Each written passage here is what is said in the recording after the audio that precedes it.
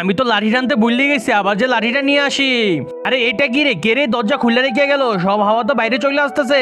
মালিকে আমারও দোষারোপ করবে, তাড়াতাড়ি এই দরজাটা লাগাই দে। এনে দরজাটা তাড়াতাড়ি করে লাগিয়ে দিলাম।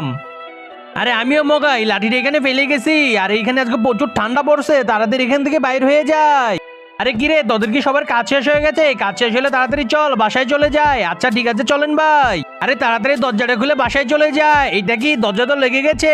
আরে কে আছো, দরজাটা তাড়াতাড়ি খুলো, আমি তো ভিতরে আটকা পড়ে গেছি। আরে বন্ধুরা, সবাই তো ইসলামিক ভিডিও দেখতে ভালোবাসে, কিন্তু ইসলামিক ভিডিও দেখে কেউ লাইক সাবস্ক্রাইব করে না। আজকে আমি কাউকে কসম দেবো না, তুমিও যদি আমার মতো ইসলামিক ভিডিও ভালোবেসে থাকো, তাহলে ভিডিওতে লাইক করে চ্যানেলকে সাবস্ক্রাইব করে দিবে। আরে মনে হচ্ছে ছুটি হয়ে গেছে। আচ্ছা ঠিক আছে। আরে সবাই তো যাচ্ছে, রহিম ভাই কই? মনে হয় রহিম ভাই কোনো কাজ করতেছে, পরে রহিম ভাইকে ডাক দিব নে। আরে অনেকটা সময় তো হয়ে গেল, রহিম ভাই তো এখনো আসলো না। যাই একটু দেখি তো রহিম ভাই কোথায় চলে গেছে।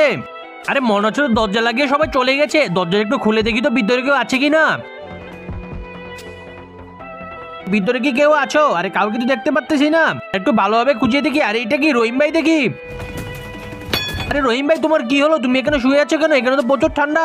হ্যাঁ রহিম ভাই, তুমি তাড়াতাড়ি আমার কাজ আসো, এখন তোমাকে আমি বাইরে নিয়ে যাচ্ছি।